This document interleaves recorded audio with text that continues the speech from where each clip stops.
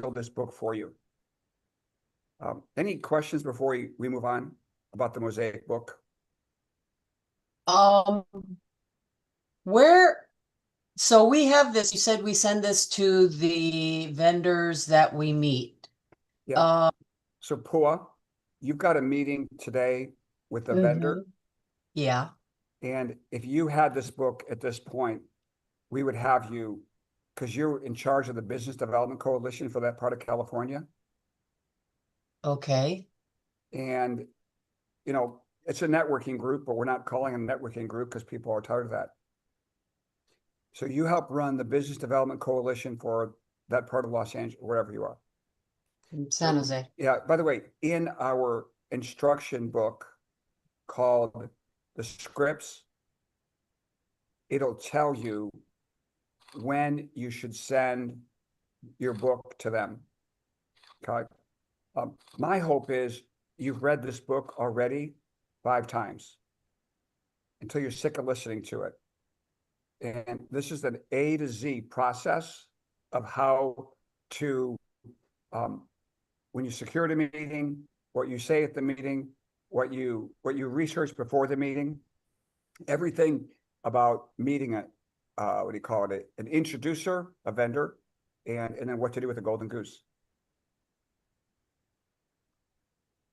To answer your question, Pua, the when Yeah. is you hung up the phone with them, or you just met them at an open house because they're holding an estate sale. Okay.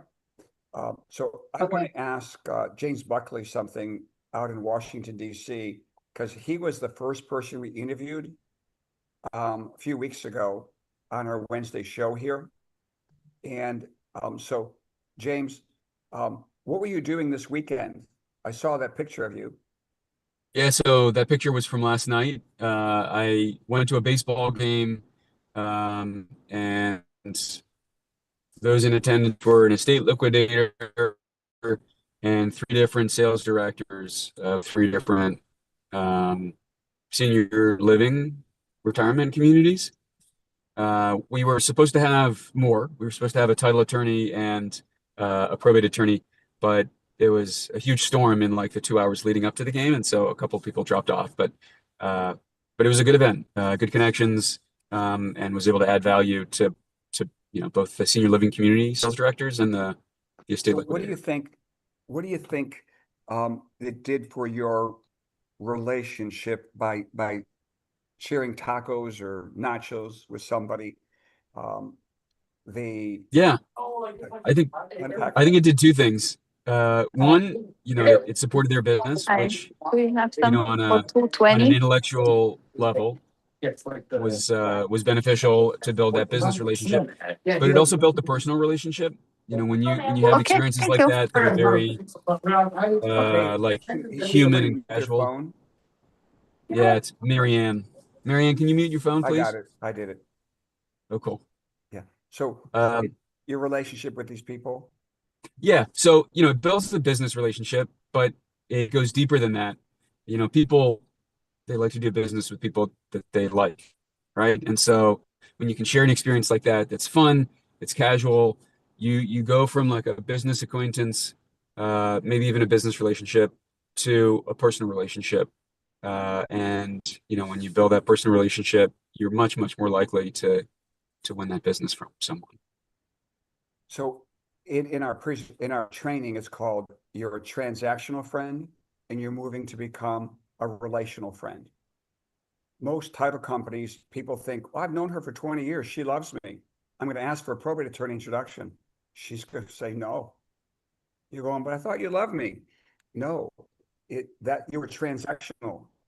And if you go to a ball game together, by the way, what did it cost you to get those people to the ball game?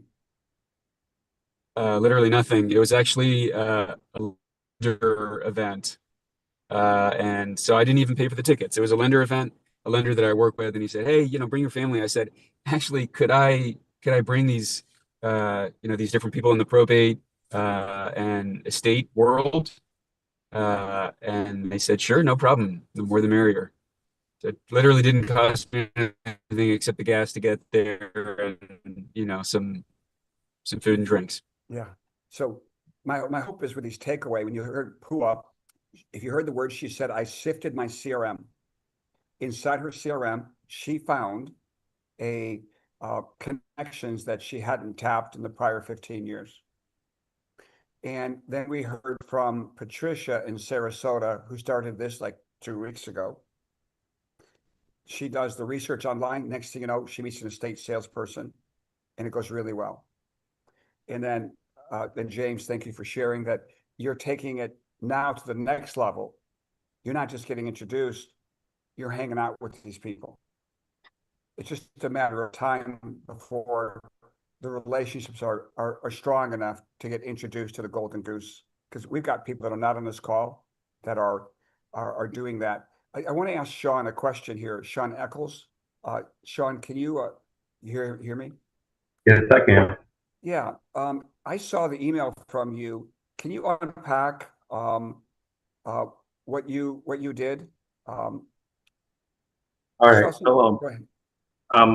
I'm building a website titled the Probate Education Network, and the way I want to use it is I want to create videos with all of my introducers, and by creating the videos with the introducers, we build a relationship, but we also create content that we can share to other people.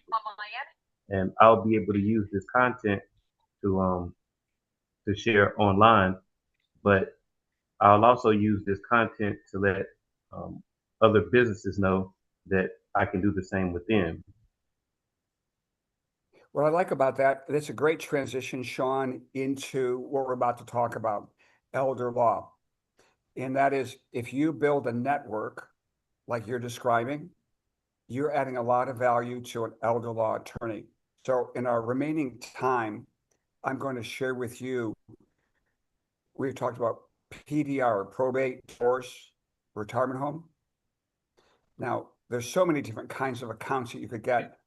Today, I'm going to introduce elder law, which is a relatively new practice. You know, probate's been around for decades and decades, who knows how long. Divorce, forget about it. Retirement homes, of course. But elder law is a really good specialty that most realtors are not serving because they never heard of it. So, so here's what I'm going to share with you. Does anybody here have their SRES, Senior Real Estate Specialist? Anybody on the call? No. Okay, I'll take that as a no. I used to, but I didn't recertify. Okay, thank you, Paul. So what that designation, the funny thing about designations is you get designated, but you don't know how to land an account. That's like getting a 4-year college degree, but you can't get a job because you can't interview well. So these certifications mean nothing if you don't get an account. But I like the SRES because it's literally what an elder law attorney would look for, that you have this kind of education from that that institution that says you know how to do it. Now, you may have never done it in real life because education means nothing. Doing is the real education. We get knowledge based on reading a book. We get life experience by doing the task, going to the ball game, going to the Sunday weekend estate liquidation. That's where the real lesson comes in, interacting with people. So I want to introduce this idea. We're not going to do a deep dive on elder law, but when you're doing your CRM sift, you might find people connected to elder law attorneys who basically, elder law is deeply intertwined with real estate. It's generally with people that are in fixed incomes, elderly, and oftentimes they're in crisis mode. And they've got to do something because it's their health or their finances. Something has to happen quickly with them. Not everybody who does elder law planning is in crisis mode, but for the most part, they've got to do something. They've got to do it now. When people are moving into a retirement home and using Medicaid, you got to you got to protect your other assets because you almost have to have as few assets as possible to get, I'm not a Medicaid expert, but you have to have as little assets as possible. And an elder law attorney helps people plan strategically when they need to sell a house. So there's really two things that they're involved with elder law: Medicaid planning, as well as probate and trust, because they're dealing with elderly people. So when you hear this in the mainstream about an elder law attorney, my encouragement is that you do some research on it. We're going to have a few books in our school for you about elder law, like we have on probate and divorce and retirement homes. We're going to have elder law in there as well. But I want to speak to people if they had their CSHP or their SRES. Basically, CSHP is Certified Senior Housing Professional. How's that for a tongue twister? And when you learn from those certifications is, doesn't mean you're going to get an account. That's where we help you. Our goal is to help you interview at all levels with a golden goose, with the interviewers, with the sellers when you get to the kitchen table. So, the SRES is like getting a small college education on working with seniors. Both of those are, but doesn't mean you're going to get an account. But if you want to know a lot more about what elder law attorneys find appealing in a realtor, is the basics of how Medicaid works with seniors, how probate works, as well as I lost my train of thought there. Have you had an experience with it? They're going to ask that. What kind of experience have you had? Well, you probably had none. We could handle your interview if you're asking the right questions. In a way, when you're being interviewed by these people, you don't want to answer any questions. You only want to be the one asking questions. It's like a listing interview. You don't want anybody saying, "Hey, Sean, have you ever sold a house in my subdivision?" You don't want that. And they say, "Hey, Sean, what's your average sale price?" And the house is $1 million and your average is 400. You don't want to be asked any questions. You want to be asking questions, controlling the interview all the time, like an attorney does. If you're in the witness chair, the attorney's asking all the questions. If you're with the therapist, they're asking all the questions. We want to make sure that we're equipping you at all times for every level of interviewing. But I wanted to bring up this idea today about elder law, because if you look in your CRM and you have anybody elderly and you want to get with them and a sit down in their home, and you're going to ask them their opinion of your business plan, and that's to work with seniors who might need elder law experience, elder law advice and counsel. So look at your CRM for seniors specifically, or people whose kids might be 40, 50, 60, and their parents are elderly. What we want to do is prepare you to go to the kitchen table of people that you know already. We've been doing, for these first few weeks with many of you, VC, vendor contacts. We want to start opening it up to PC, personal contacts, which is exactly what Pua did in our first opening conversation here. She tapped her CRM. She went after PC people, personal contacts versus vendors. And what's interesting, Patricia went straight for vendors. James Buckley went straight for vendors that he didn't even know. So elder law, it isn't always getting a vendor who knows elder law. It's a senior that you know, or somebody that has kids that have seniors. And we're going to have you go to the kitchen table, kind of explain what you're going to do. You're going to ask their opinion of this idea. And what we're hoping is they're going to introduce you to what? Their elder law attorney, because they're just another golden goose. So we're always looking for a sit down every week. There we're looking for, somebody tell me the number. How many people per week is the goal we want to do a sit down with? Either say it or put it in the chat box. 3. Who said that? Sean, thank you. 3. Yeah, 3 people per week. If you guys see 3 people per week for 1 year, it's all you give it. You're going to land possibly 1 account per quarter. And you, by the way, once you start getting all your accounts, you don't need to do other stuff. You don't need to do social media. You're getting your 4 pendings a month, your 2 pet, whatever you want. Just get as many accounts as you need to replace your other business. 80% of your income eventually should just come from accounts, which you get to sell later. But if you're dragging your feet and you're not getting out there, these accounts are going to pass you by because somebody else is going to get it. There's only a certain amount of probate attorneys in your market. I mean, there could be 200, but if there's 15 people doing this, then you won't have an opportunity. James, did you have something to say about that? Okay, you unmuted for a second. Yeah. No, I didn't have anything to add. Sorry. Well said.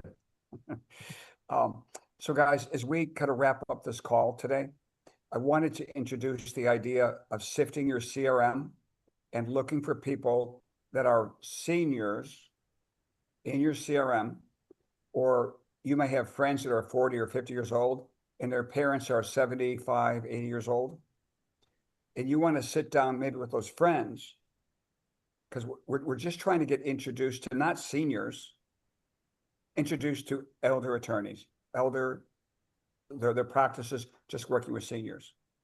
And there's so many opportunities working with that group as well. It just isn't as well known.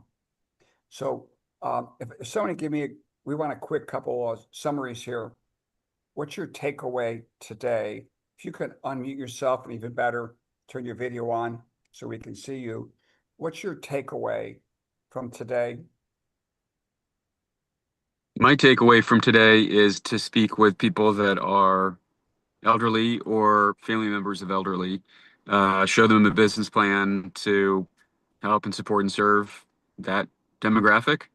And Brian, should we specifically ask for a connection to an elder law attorney, or should we wait until it happens naturally? That's a good question. Now, when we meet with an estate liquidator, we're not asking, right? Don't ask, wait for them to offer. Because you'll hear what happened to Patricia. Oh, I know plenty of them. Well, who are they? And they said, never mind. But now it's going to be different. PC, personal contacts, they're not looking for an account.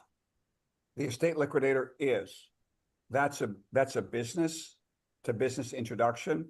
Now we're looking for the consumer to introduce us to their attorneys. But they got to go with, so I'm going to have a script for you where your friend grandmother has an estate, has a, look, I lost my train of track, my word here. An elder law attorney? Elder law, thank you, man. Too many of these today. Elder law. And she's 80 years old, and she says, James, I like what you said here at my kitchen table. Because you want her opinion of what you're doing. They're going to like it because we're going to be nice. We're going to help them out.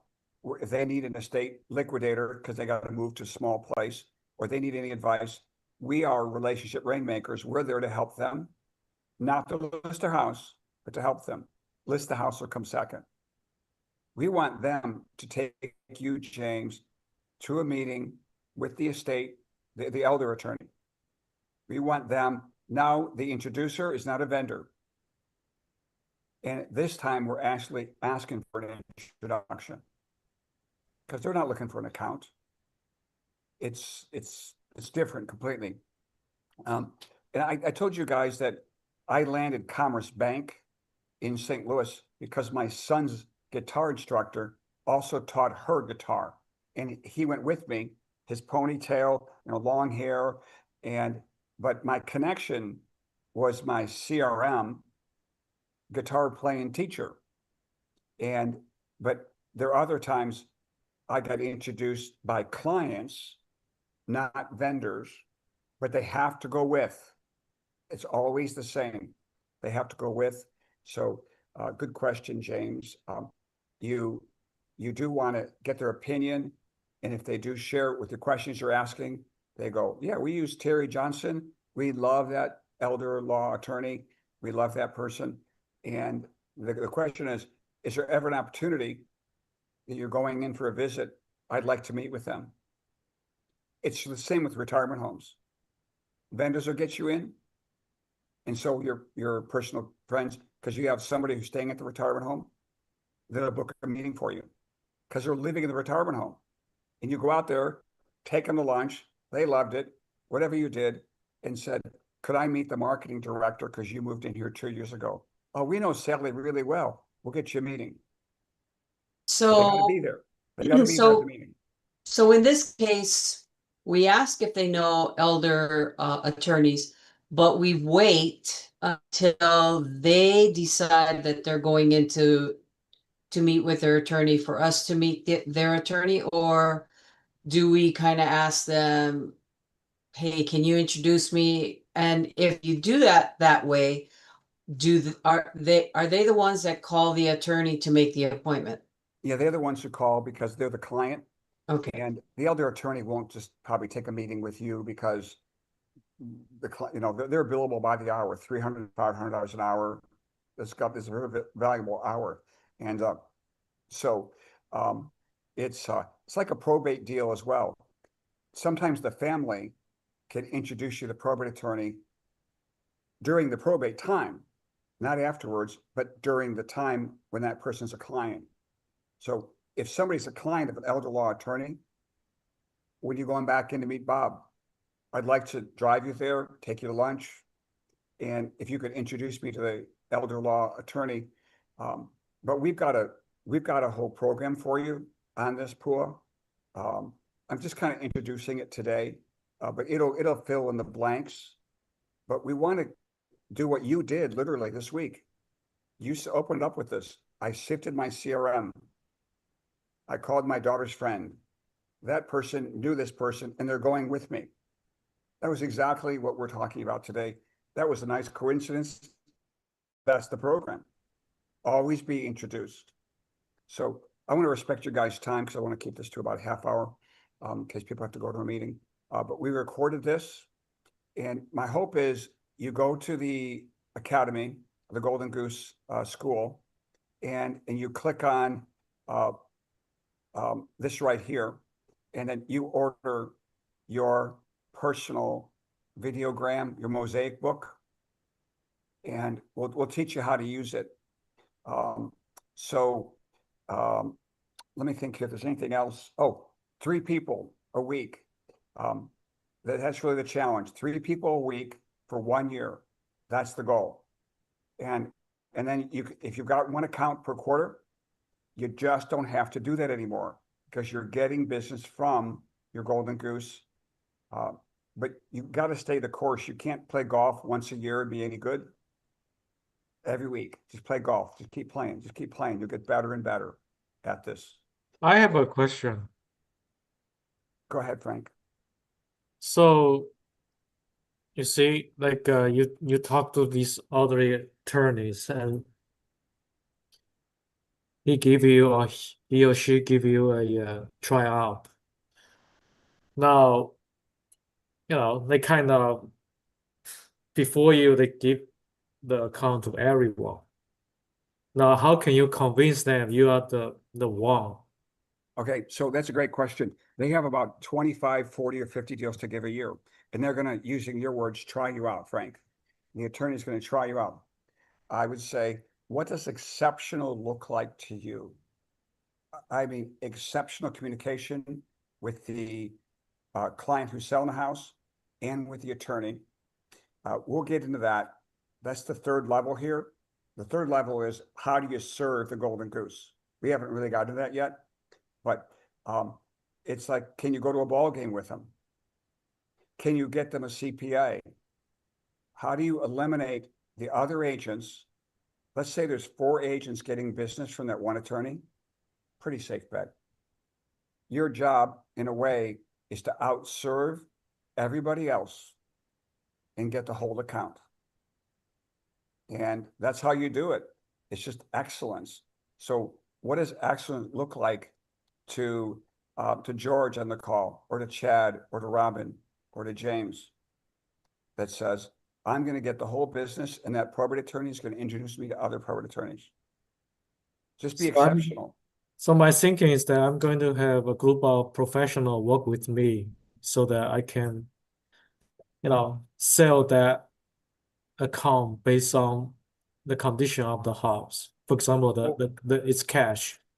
Yeah. Well, what Sean said was he's building a network of contractors and vendors. He's putting together on a web page. That way, his resources are in one place for the attorney or the family. There's different ways to do this, but no matter what happens, you get that first listing, you would really take care of that, of that attorney and that client. When I did corporate relo, and there's no way I'm going to lose that account. They were 100 grand a year easily, a third-party relocation company, even after paying the referral fee. We just really took care of those third-party relocation companies. It was just constant listings every week from some of those companies. So just be exceptional, win the whole account. Chad, you had your hand up. Was that a high Yes, five or question? the high five too. You get the high five as well. 2 for 1 special.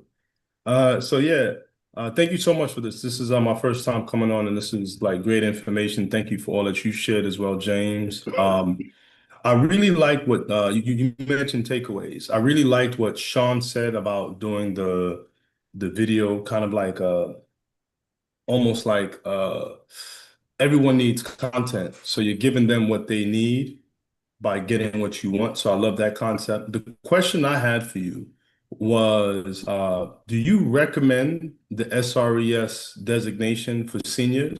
Is there any benefit having that going to now speak to elder law attorneys?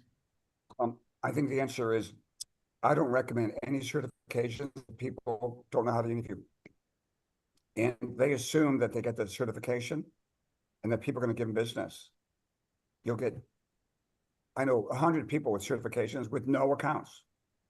It's like, if you don't learn how to get account acquisition, the certification is worthless. So I would say, yes, I believe that the SRES and the probate certification would be beneficial. There's some good language in there. But if you don't know how to interview well, and you're impatient, and because you're acting like, no offense, a realtor, whoever laughed, I appreciate that. Guys, we are not realtors. Our identity is we're account executives. We got to forget everything we talk about, social media, big CRMs, cold call everybody. No, they don't teach you that when you're working for a big corporation. But this corporation is you. You're the CEO. And how do you want to run your business? Through a CRM, Facebook, and stuff like that? Or be introduced and go to ball games with people and sell our business later? So I do recommend certifications if you're a pro at interviewing. So good question. I know so many people that just get certifications for the heck of it. I got 11 certifications. So do you have any accounts? 0. It's like, well, that was worthless. Like getting a college degree in accounting, or you're a therapist, but you never opened a business, right? So we're opening our businesses up as account executives, securing 1 a quarter until you cry uncle. Anybody, any last questions here? You can leave. If somebody has to leave, I understand. If somebody else has a question, these have been, appreciate what Frank said, what you've asked here, Chad. Anybody else, as we are wrapping up, question, comments, obscenities? Okay, we'll stop this. There'll be a recording. You can rehear it if you showed up a little bit late. Can you hear this whole thing about elder law attorneys, and also how 3 or 4 people here had a really rocking week on getting introduced to people. All right, guys. Talk to you guys soon. Thank you. Thanks. Thank you. Thanks, Thank you, Brian.